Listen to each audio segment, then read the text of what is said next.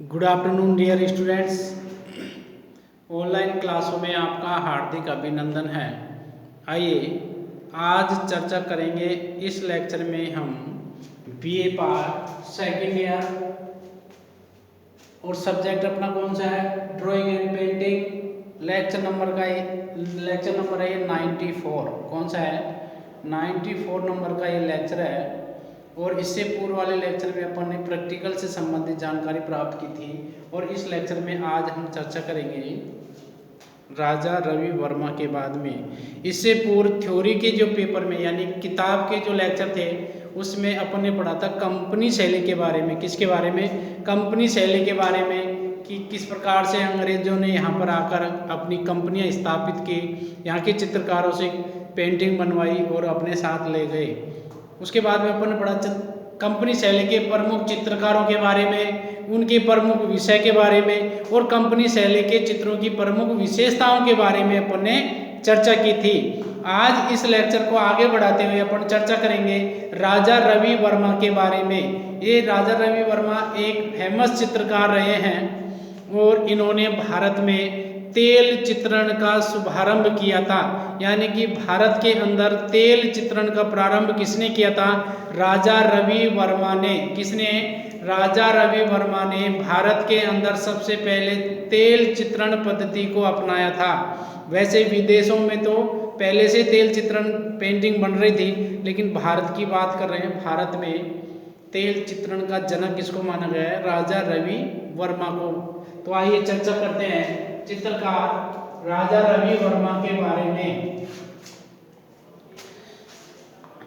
चित्रकार राजा रवि वर्मा ने भारतीय धार्मिक, पौराणिक व ऐतिहासिक कथाओं पर चित्र बनाकर अपनी कला जगत में एक गहरी छाप छोड़ी है। दोबारा सुनेंगे, चित्रकार राजा रवि वर्मा ने भारतीय धार्मिक, पौराणिक व ऐतिहासिक कथाओं पर चित्र बनाकर अपनी कला की एक गहरी छाप छोड़ी है।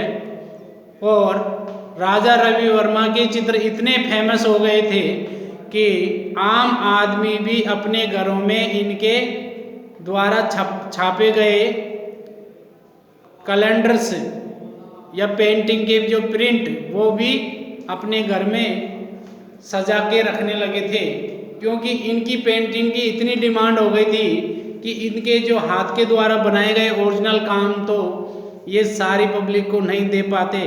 इस कारण से इन्होंने क्या किया, बम्बई में घाट कोपर पर एक प्रिंटिंग मशीन लगाई थी। एक जो आप देखते हो शादी के कार्ड छपते हैं, उन कार्ड को छापने के लिए एक मशीन आती है जिसको प्रिंटिंग प्रेस बोलते हैं। और आप शादी के कार्ड में देखना, फर्स्ट में ऊपर ही छोटे से अक्षरों में साइड में राइट हैंड में लिखा होगा, जैसे कि कोई भी प्रिंटिंग का नाम और कहाँ पर है ये। जैसे आपके महुआ में कृष्णा प्रिंटिंग प्रेस महुआ ऐसे लिखा हुआ मिल जाएगा। तो इस प्रकार से इन्होंने छापा पद्धति को लेकर प्रिंटिंग प्रेस भी लगाई थी, जिस कारण से इनकी पेंटिंग के कैलेंडर्स छपे। और अपन दिवाली पर अच्छे अच्छे कैलेंडर्स खरीद के लाते हैं और अपने घरों में लगाते हैं। तो उसी प्रकार से लोग इनके कैलेंडर भी खरीद कर ले जाते थे और उनके वहाँ पर साइन भी हो रखे थे राजा रवि वर्मा के। चलिए अब प्रारंभ करते हैं अपन इनके जीवन परिचय से। कहाँ से, जीवन परिचय। जीवन परिचय के बारे में अपन चर्चा करेंगे। इसमें चर्चा होगी इनका जन्म कब और कहाँ हुआ, इसके बाद में इनको चित्रकला का शौक कैसे लगा, और फिर इसके बाद में पढ़ेंगे अपन इनकी शिक्षा के बारे में। तो सर्वप्रथम इनके जीवन परिचय में अपन पढ़ते हैं जन्म के बारे में। जन्म, तो इनका जन्म किनका, राजा रवि वर्मा का। तो राजा रवि वर्मा का जन्म लिखो, साथ के साथ लिखते चलो, राजा रवि वर्मा का जन्म, राजा रवि वर्मा का जन्म 29 अप्रैल 1848 ईस्वी को कब हुआ था जन्म, 29 अप्रैल 1848 ईस्वी को, इनका जन्म 29 अप्रैल 1848 ईस्वी को केरल के एक गांव किलिमन्नूर में हुआ था। 1848 ईस्वी में केरल राज्य के एक गांव किलिमन्नूर में हुआ था। किलिमन्नूर में हुआ था। एक बार दोबारा से देखो, चर्चा कर रहे हैं अपन चित्रकार राजा रवि वर्मा के बारे में, जिसमें सबसे पहले चर्चा कर रहे हैं अपन जीवन परिचय के बारे में, जिसमें इनके जन्म के बारे में पढ़ा कि राजा रवि वर्मा का जन्म 29 अप्रैल 1848 ईस्वी को केरल राज्य के एक गांव, और गांव का नाम क्या है, किलिमन्नूर में हुआ था। इस गांव का नाम क्या है, किलिमन्नूर। इस किलिमन्नूर नामक गांव में इनका जन्म हुआ था। उन्हें बाल्यकाल से ही चित्र बनाने का शौक था। इन्हें बाल्यकाल से ही चित्र बनाने का क्या था, शौक था। यानी कि बचपन से ही इन्हें चित्र बनाने का अच्छा खासा शौक रहा है। यानी कि जब ये चित्र बनाते थे तो आराम से ये खुश रहते थे, इनको शौक था उस चीज का। अपने घरों में भी अपन देखते हैं, सब बच्चों के अलग अलग प्रकार के शौक होते हैं। कोई बच्चा थैली में कुछ सामान भर लेते हैं और अपनी उंगली में उसको डाल के लेके घूमते रहते हैं, न तो किसी को देते हैं न खुद खाते हैं। और भी कुछ जैसे छोटी छोटी बोतल है, कुछ डिब्बियाँ हैं प्लास्टिक की, उनको इकट्ठा कर लेते हैं। या कुछ बच्चों को देखा होगा आपने, कंची होती है कांच की कंची, उनको इकट्ठा कर लेंगे और लेके घूमते रहेंगे पूरी साल भर इधर इधर। छोटे बच्चों की बात है। तो इस प्रकार से उनको बचपन से कलेक्शन करने का, यानी कोई भी चीज़ को इकट्ठी करके संजो के उसे संभाल कर रखने की इच्छा होती है। तो उसी प्रकार से जो राजा रवि वर्मा थे, इनको बचपन से चित्र बनाने का शौक था। ये अपने घर की दीवारों पर कोयले से चित्र बनाते थे, पेंसिल से, पेन से, कुछ भी, या ज़मीन के ऊपर ये किसी भी पेड़ की टहनी से चित्र बनाते थे। यानी चित्र में इनका रुझान था। एक बार उनके मामा, यानी कि राजा रवि वर्मा के जो मामा थे, उनका नाम था राज वर्मा। क्या नाम था, राज वर्मा। तो एक बार उनके जो मामा है राज वर्मा, वो क्या कर रहे थे, भगवान विष्णु का एक चित्र बना रहे थे। भगवान विष्णु का क्या बना रहे थे, एक चित्र बना रहे थे। तो उसमें क्या है कि वो रंग भर रहे थे। तो बीच में उनको क्या हुआ, उस पेंटिंग को छोड़कर कहीं जाना पड़ा इधर इधर। तो इनके मामा तो चले गए। तो क्या हुआ कि ये राजा रवि वर्मा थे, ये बच्चे ही थे, छोटे थे, बचपन था इनका उस वक्त। तो ये उठकर उस चित्र को पूरा करने लगे। तो बालक रवि वर्मा ने उसे क्या कर दिया, पूरा कर दिया। और नीचे एक गरुड़ का चित्र बना दिया। नीचे क्या कर दिया, एक गरुड़ पक्षी का क्या बना दिया, चित्र बना दिया। जब इनके मामा वापिस आए तो अचंभित रह गए कि भाई ये पेंटिंग किसने पूरी कर दी, और नीचे गरुड़ का भी चित्र है। तो इनके मामा थे जो अचंभित रह गए।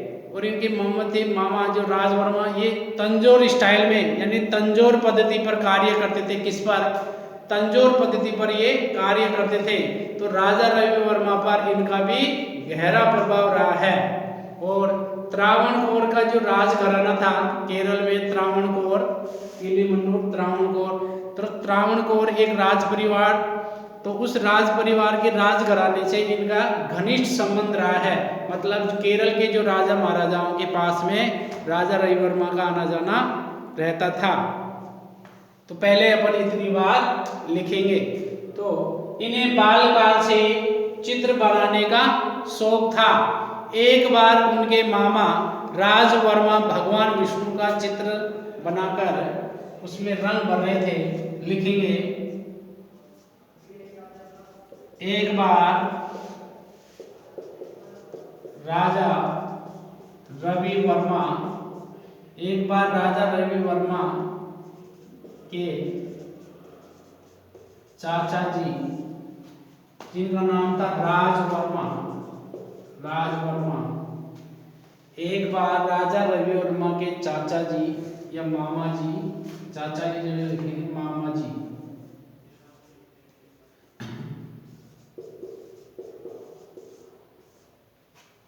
रवि वर्मा के मामा जी, और जी मामा जी का नाम था राजवर्मा, जो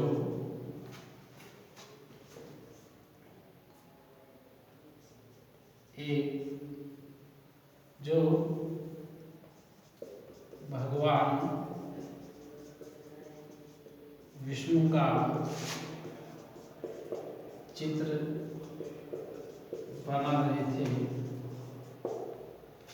मामा का नाम था राजवर्मा, जो भगवान विष्णु का क्या कर रहे थे, चित्र बना रहे थे। क्या कर रहे थे, जो भगवान विष्णु का चित्र बना रहे थे, यानी कि चित्र बनाकर उसमें रंग भर रहे थे। विष्णु का चित्र बनाकर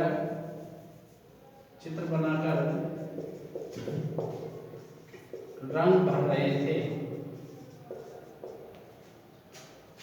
उसी समय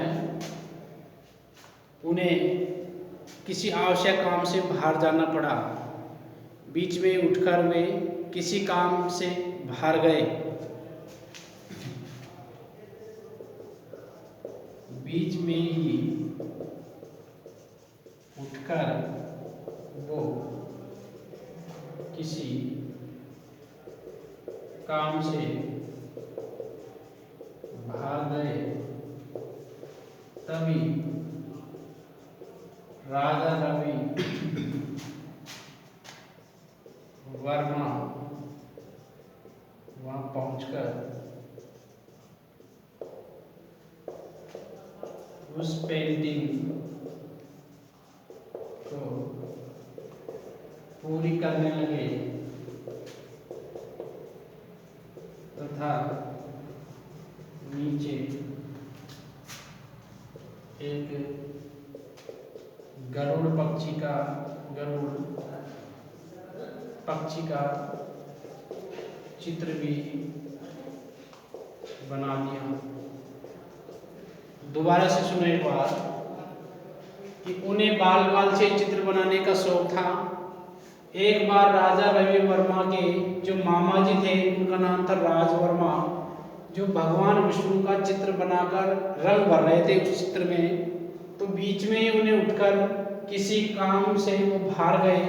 तभी राजा रवि वर्मा वहां पहुंचकर उस पेंटिंग को पूरी करने लगे तथा नीचे एक गरुड़ पक्षी का चित्र भी बना दिया। नीचे गरुड़ का चित्र भी बना दिया। तो उनके मामा क्या हो गए, आश्चर्यचकित हो गए, अचंभित रह गए, अभिभूत हो गए। उनके मामा क्या हो गए, अभिभूत हो गए कि ये चित्र किसने तैयार कर दिया, और ये तो बहुत अच्छा किया है। बाद में पता चले कि राजा रवि वर्मा ने तैयार किया है और नीचे गरुड़ भी बना दिया है। इसके मामा कौन सी पद्धति पर कार्य करते थे, तंजोर पद्धति पर कार्य करते थे। किस पद्धति पर, तंजोर पद्धति पर। इसके जो मामा जी थे राजवर्मा, वो तंजोर पद्धति पर कार्य करते थे। तंजोर पद्धति पर। तो इनके मामा का जो प्रभाव था, चित्र बनाने की जो स्टाइल थी, उसका प्रभाव किसके पर भी पड़ा, राजा रवि वर्मा के ऊपर भी इनका प्रमुख रूप से प्रभाव पड़ा। इस प्रकार से त्रावणकोर के राजघराने से भी इनका घनिष्ठ संबंध रहा। किससे, त्रावणकोर के राजघराने से भी इनका घनिष्ठ संबंध रहा। अब चर्चा करेंगे राजा रवि वर्मा की शिक्षा के बारे में। किसके बारे में, शिक्षा के बारे में।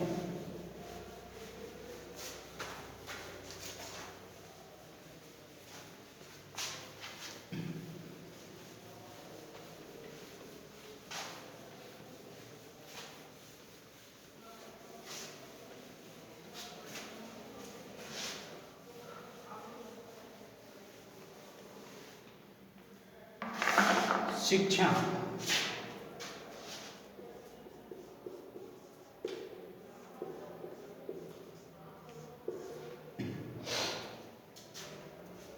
देखिए इनकी शिक्षा दीक्षा है वो संस्कृत भाषा में हुई थी। किस में हुई थी, संस्कृत भाषा में। इनकी शिक्षा दीक्षा किसमें हुई? संस्कृत भाषा में हुई। यानी राजा रविवर्मा की शिक्षा है वो किसमें हुई? संस्कृत भाषा में हुई। किसमें? संस्कृत भाषा में। इसमें रामायण, महाभारत, कालिदास के ग्रंथों का अध्ययन करवाया गया था। किसका अध्ययन करवाया गया? संस्कृत भाषा में, जिसमें रामायण,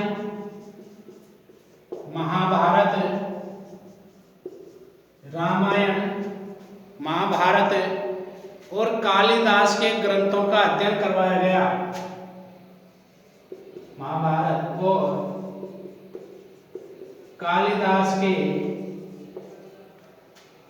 और कालिदास के ग्रंथों का अध्ययन करवाया गया। किस किस का अध्ययन करवाया गया? एक तो रामायण के प्रसंगों का अध्ययन था, महाभारत का अध्ययन था, और कालिदास के द्वारा जो ग्रंथ लिखे गए थे उन ग्रंथों का अध्ययन करवाया गया। किसमें? संस्कृत भाषा में। किसके द्वारा? रविवर्मा की शिक्षा के द्वारा।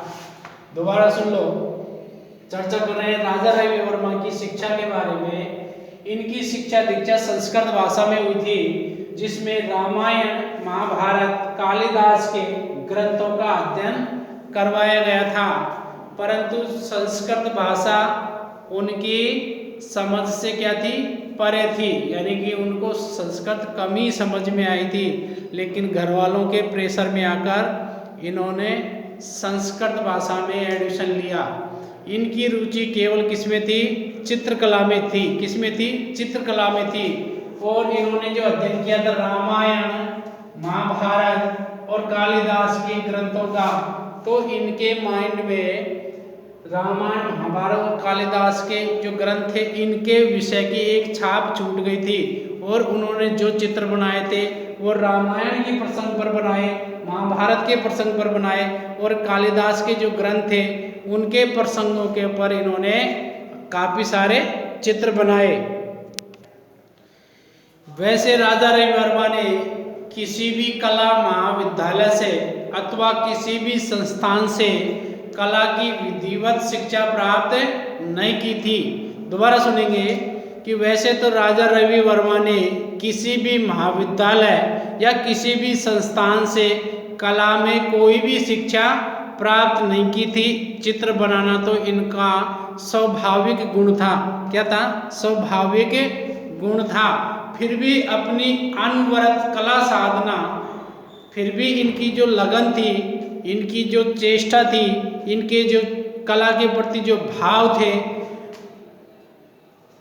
उनसे इनकी जो विकसित कला दृष्टि है वो अपने क्षेत्र में अभूतपूर्व सफलता को प्राप्त करने की योग्य थी। अर्थात इन्होंने अनवरत कला साधना, लगन और नियमित और विकसित कला दृष्टि के कारण अपने क्षेत्र में अभूतपूर्व सफलता को प्राप्त किया।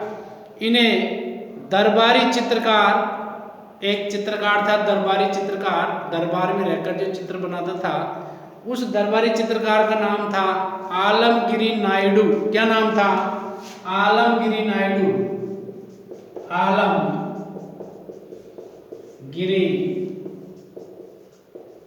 नायडू, उसका नाम था आलमगिरी नायडू। आलमगिरी नायडू। दोबारा सुनेंगे, इन्हें दरबारी चित्रकार जिसका नाम था आलमगिरी नायडू, तो उस आलमगिरी नायडू से कला प्रशिक्षण एवं प्रोत्साहन इनको प्राप्त हुआ था। इन्हें दरबारी चित्रकार जिसका नाम था आलमगिरी नायडू। आलमगिरी नायडू कौन था? दरबारी चित्रकार था। इनसे इनको प्रशिक्षण मिला कला का और इन्हें प्रोत्साहन भी मिला। 1862 ईस्वी की बात है। कब की बात है? 1862 ईस्वी की बात है। 1862 में 1862 में क्या हुआ कि इन्होंने त्रावणकोर का जो नरेश थे, त्रावणकोर के जो राजा थे, त्रावणकोर कहाँ पर है? केरल में है। तो त्रावणकोर के जो राजा थे, उन राजा से इनकी क्या हुई? भेंट हुई।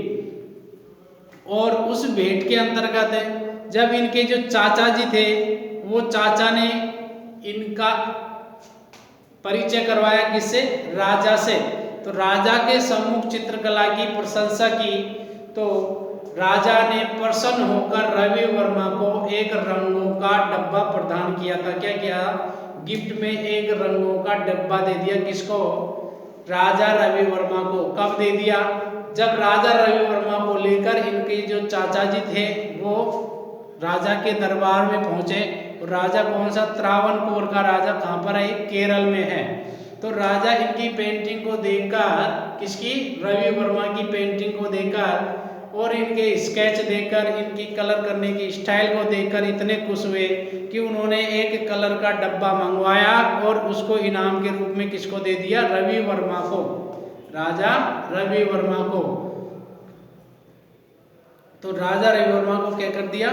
एक गिफ्ट के रूप में कलर का डिब्बा दे दिया। सन 1868 ईस्वी की बात है। कब की? सन 1861 ईस्वी में। 1868 ईस्वी में, यानी कि 1868 में त्रावणकोर के राजा ने अपने परिवार के तेल चित्र बनवाने के लिए एक सुप्रसिद्ध ब्रिटिश चित्रकार को बुलाया और उस सुप्रसिद्ध ब्रिटिश चित्रकार का नाम था थियोडोर जॉनसन। क्या नाम था? Theodore Johnson. Theodore Johnson. Theodore Johnson नाम का एक ब्रिटिश चित्रकार था। उस ब्रिटिश चित्रकार को त्रावणकोर के राजा ने अपने परिवार के लोगों का तेल चित्रण बनवाने के लिए सन 1868 ईस्वी में उस चित्रकार को आमंत्रित किया। दोबारा सुनो, सन 1868 ईस्वी में 1868 में त्रावणकोर का जो राजा था उसने अपने परिवार के तेल चित्र बनवाने के लिए सुप्रसिद्ध ब्रिटिश चित्रकार जिसका नाम था थियोडोर जॉनसन, उसको आमंत्रित किया था।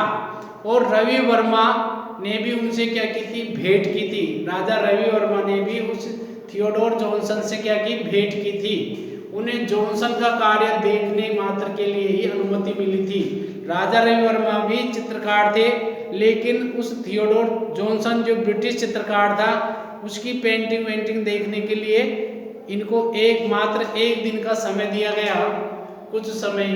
तो राजा रवि वर्मा ने उनके तेल चित्रण से सब कुछ सीखा। मतलब उनके तेल चित्रण से रवि वर्मा क्या हुए? प्रभावित हुए। उसकी पद्धति सीखी, उसकी स्टाइल सीखी। इस प्रकार से ये आलमगिरी नायडू को भी अपना गुरु मानते थे।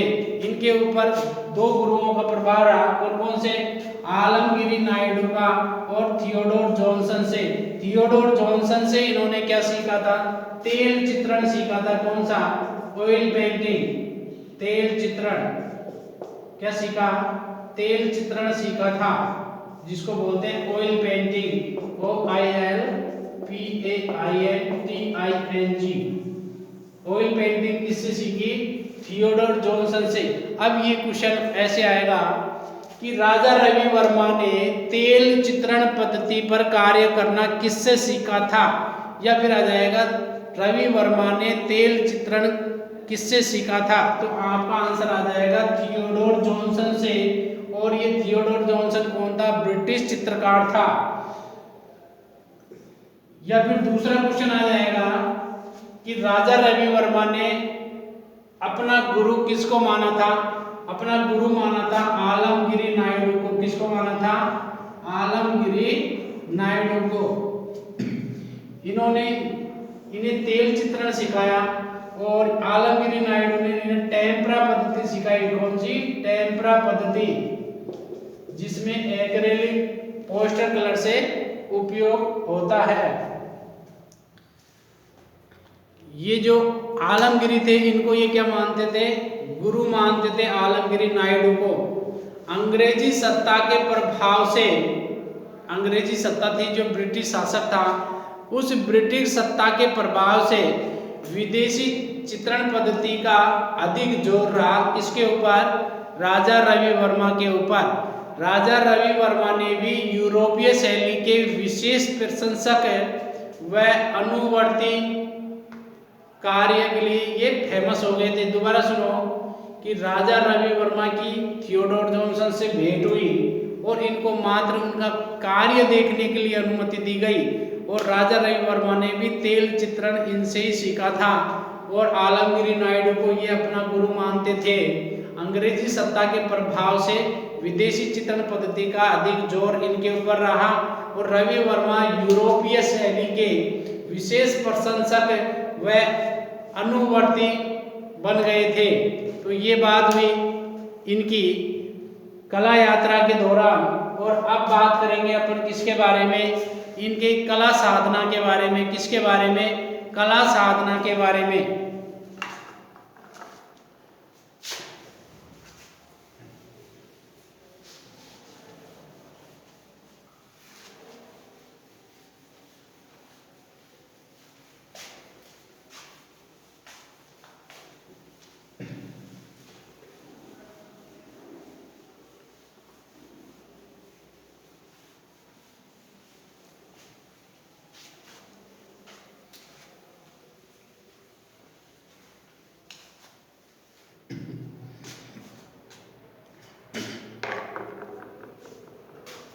कला साधना।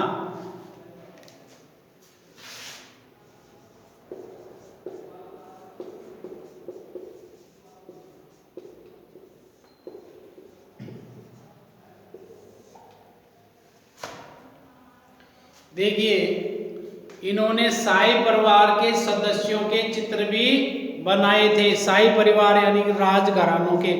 त्रावणकोर के राजा थे, वो इन्हें क्या करते थे? अपने दरबार में आमंत्रित करते थे, और वहां जाकर इन्होंने क्या किया? शाही लोगों के यानी कि राज परिवार से बिलोंग करने वाले लोगों के व्यक्ति चित्र भी बनाए थे। तो लिखेंगे इन्होंने शाही परिवार के सदस्यों के चित्र भी बनाए। इन्होंने, अब इन्होंने किन्होंने? तो आप नाम ही लिख लो। राजा रवि वर्मा ने शाही परिवार के व्यक्ति चित्र भी बनाए। राजा रवि वर्मा ने शाही परिवार के व्यक्ति चित्र भी बनाए थे। उसके साथ ही राज्याश्रय, राजघरानों से संबंध तथा तत्कालीन बेंगल ऑफ ओवर जैसे सम्मानों से भी उन्हें सामाजिक प्रतिष्ठा दिलाई थी। तो लिखेंगे राज्याश्रय,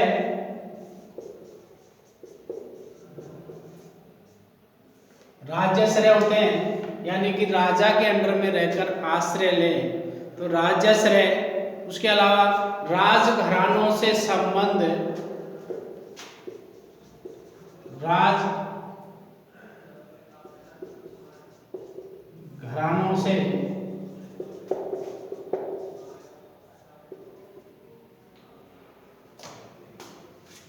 राज्याश्रय, राजघरानों से संबंध तथा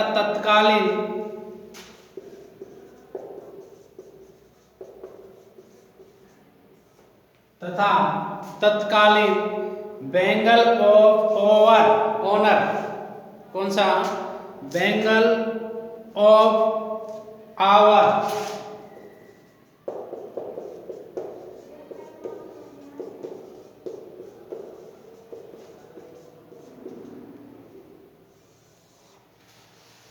तत्कालीन बेंगल ऑफ आवर जैसे सम्मानों से उन्हें सामाजिक प्रतिष्ठा दिलाई। बेंगल ऑफ आवर जैसे सम्मानों से उन्हें सामाजिक प्रतिष्ठा दिलाई, जैसे सम्मानों से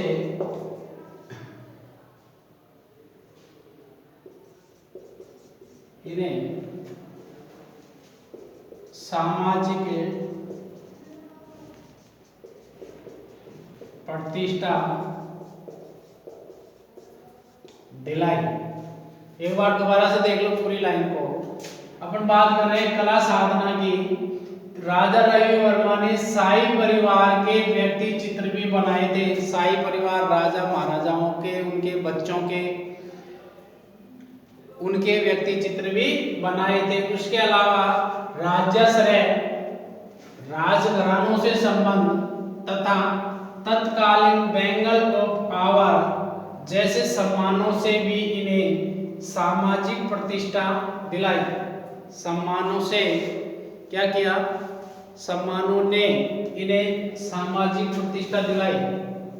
सम्मानों ने इन्हें सामाजिक प्रतिष्ठा दिलाई थी, यानी कि ये क्या हो गए? फेमस हो गए इस प्रकार के चित्र बना बनाकर। किंतु क्रिएटिव आर्टिस्ट के रूप में इन्हें मान्यता प्राप्त नहीं हो पाई। तो लिख लेंगे इसके साथ ही, किंतु क्रिएटिव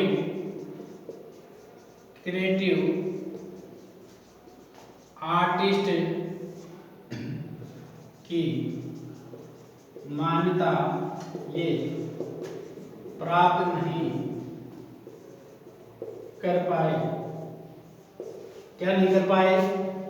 किंतु ये क्रिएटिव आर्टिस्ट की मान्यता को ये प्राप्त नहीं कर पाए। क्यों नहीं कर पाए?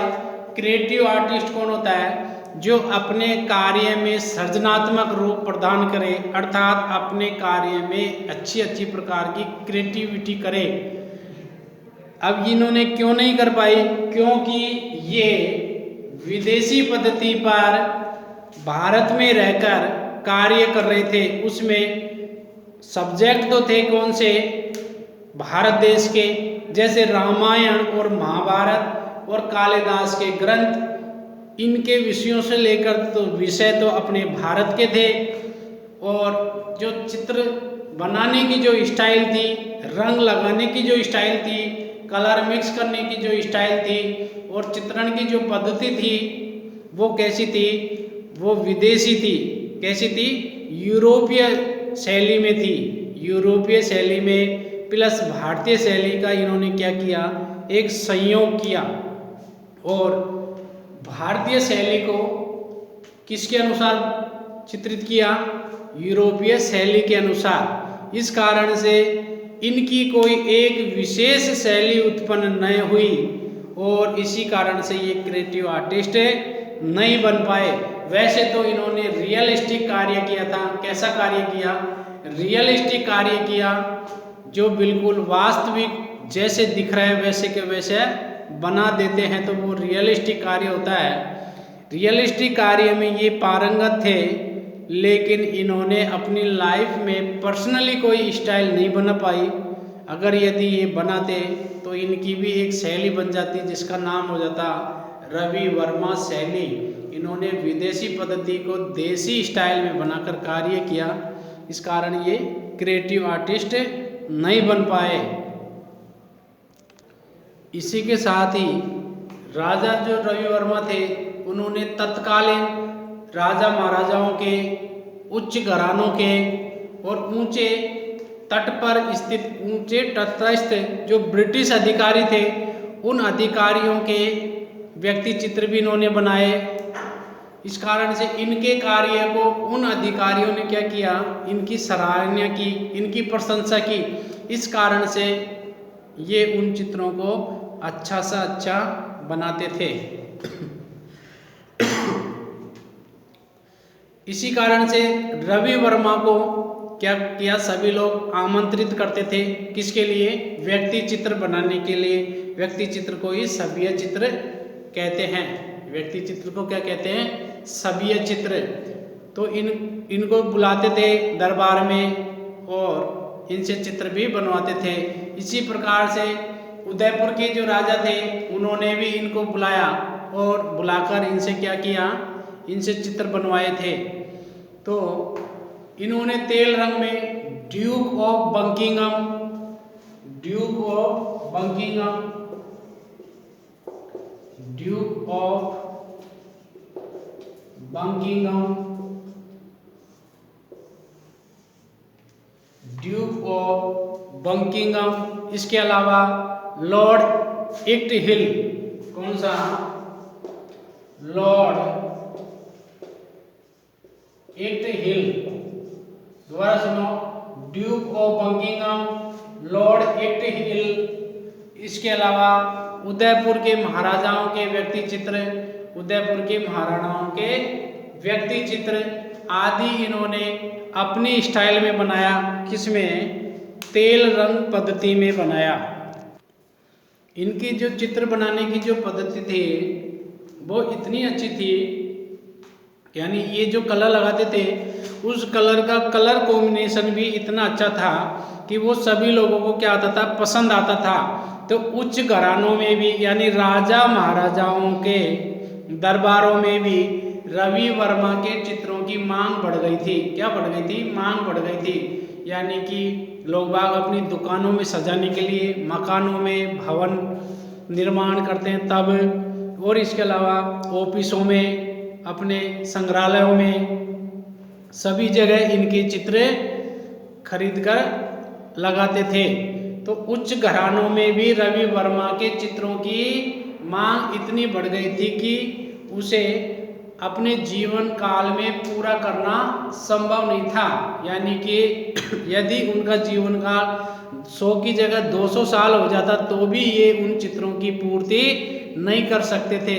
तो इन्होंने क्या किया, सर माधवराव की सहायता से, किसकी सहायता से, एक सेठ जी थे जिनका नाम था सर माधवराव, माधवराव, ये सेठ थे बहुत पैसे वाले।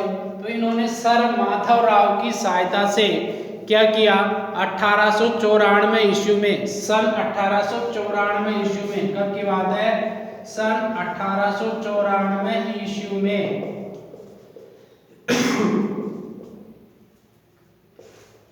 सन 1894 ईस्वी में मुंबई के उपनगर जिसका नाम था घाटकोपर, मुंबई में है एक उपनगर।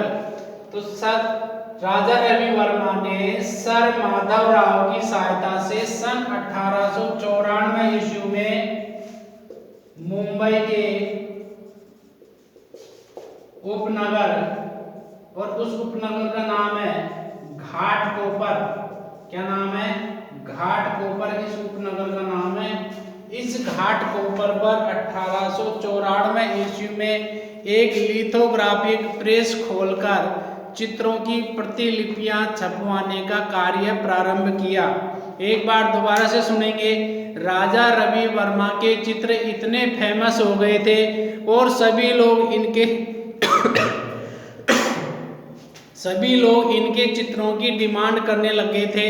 इस कारण से इनके जीवन काल में उन चित्रों को बनाकर देना संभव नहीं हो पा रहा था। तो इन्होंने, एक सेठ थे पैसे वाले जिनका नाम था सर माधवराव, इन सर माधवराव की सहायता से सन 1894 ईस्वी में मुंबई के एक उपनगर है मुंबई का जिसका नाम है घाटकोपर। इस घाटकोपर नामक स्थान पर लिथोग्राफी प्रेस खोलकर उसकी जो प्रतियां थी उन्हें छपवाकर हर आदमी के घर में पेंटिंग पहुंच जाए, ऐसा मानस बनाकर इन्होंने इस प्रेस का निर्माण कर दिया। इससे उनके चित्र घर घर में फैल गए थे, इसलिए उनके चित्र घर घर में जाके फैल गए, मतलब हर घर में इनके चित्र पहुंचने लगे थे।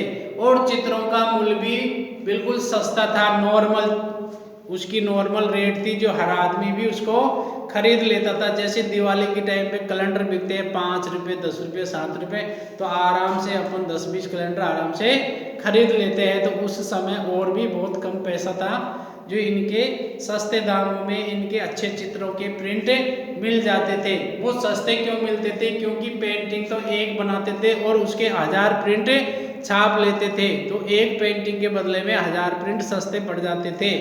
यदि ये ओरिजिनल पेंटिंग किसी को दान या देते किसी को घर में लगाने, तो वो थोड़ी इनको खरीदार को महंगी पड़ती, तो जिसे लोग खरीदने में सक्षम हो गए। और इस तरीके से रवि वर्मा भारत देश के पहले लिथोग्राफर बन गए और विस्तृत पैमाने पर मुद्रण के युग का सूत्रपात भी इनके समय में ही हो गया। मुद्रण का मतलब होता है छापा पद्धति। कौन सी? छापा पद्धति।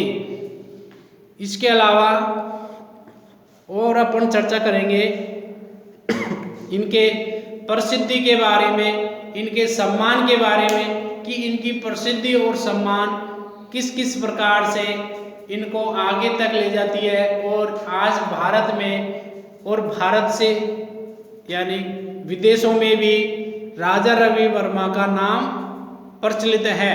आज हम किताबों में अपने सिलेबस के अनुसार इन राजा रवि वर्मा जो एक फेमस चित्रकार रहे हैं और जिन्होंने भारत में तेल चित्रण का आविष्कार किया, यानी कि भारत के अंदर सबसे पहले तेल चित्रण किसने किया था? राजा रवि वर्मा ने। और किससे सीखा था इन्होंने? ब्रिटिश चित्रकार थियोडोर जॉनसन से सीखा था। और इनके गुरु इन्होंने किसको माना? आलमगिरी नायडू को इन्होंने गुरु माना था। और ये शाही परिवार के व्यक्ति चित्रों के यानी व्यक्तियों के चित्र बनाते थे, जिसको सभ्य चित्र भी कहते हैं या व्यक्ति चित्र भी कहते हैं। अब देखिए, राजा रवि वर्मा का एक सुखद संयोगी था कि एक और तो उन्हें राज परिवार का संरक्षण प्राप्त हो गया था, एक और तो इनको राज परिवार का संरक्षण प्राप्त हो गया था, वहीं दूसरी ओर युवा अवस्था में ही उन्हें प्रसिद्धि और पैसे की प्राप्ति होने लग गई थी। एक तरफ तो राज परिवार का सहारा लग गया था, दूसरी तरफ कि जब ये युवक थे, युवा अवस्था में इनके पास में पैसे वैसे आने लग गए थे और इनकी पेंटिंग भी बिकने लग गई थी। सन 1873 ईस्वी की बात है। कब की बात है? 1873 ईस्वी की, यानी कि 1873 की बात है। 1873 की बात है। 1873 ईस्वी में चेन्नई के शिल्पशाला के अधिष्ठाता, कहाँ पर? चेन्नई के शिल्पशाला के अधिष्ठाता, और जिनका नाम था, क्या नाम था? चेसमट। क्या नाम था उसका? चेसमट। चेसमट। वो त्रावणकोर आए थे। दोबारा सुनेंगे। सन 1873 ईस्वी में, 1873 ईस्वी में चेन्नई शिल्पशाला के अधिष्ठाता, जिनका नाम था चेसमट है, ये चेसमट कहाँ पर आए थे? ये आए थे त्रावणकोर। कहाँ पर आए थे? त्रावणकोर है केरल के अंदर। त्रावणकोर में ही आए थे और वहाँ पर राजा रवि वर्मा की चित्रकारी को इन्होंने देखा। तो राजा रवि वर्मा की चित्रकला को देखकर ये प्रभावित हो गए थे। कौन? चेसमट। तो चेसमट ने राजा रवि वर्मा को चेन्नई कला प्रदर्शनी के लिए चित्र बनाने का अनुरोध किया। इन्होंने राजा रवि वर्मा को कहा कि आप, हमारी एक प्रदर्शनी है, उस प्रदर्शनी में आइए और उसमें चित्र बनाइए। तो चेसमट भी क्या हो गया? खुश हो गया राजा रवि वर्मा की चित्रकारी को देखकर।